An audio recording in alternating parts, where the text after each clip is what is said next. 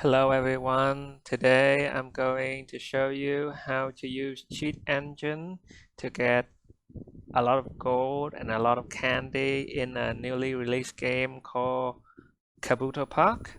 First, we enter the game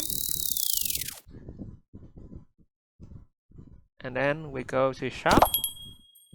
As you can see, I have 185 gold, 510 pieces of candy. I then go to cheat engine. I select Kabuto Park. Keep it value type at 4 bytes and I scan for the money 185 and I buy some cans, some honey 182. I scan it again, next scan. As you can see 182, and now I want it to go to 400 gold. All you need for the value to change is to buy thing again for the value to change, and as you can see I have 395 gold. For the candies I have 520 candies.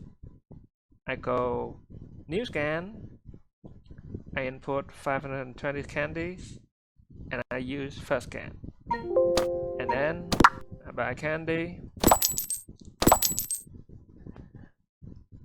and then after I bought to 2 times I go up to 540 candies. I use next scan, and then here you can see 540 candy. I will go 9,000 candies,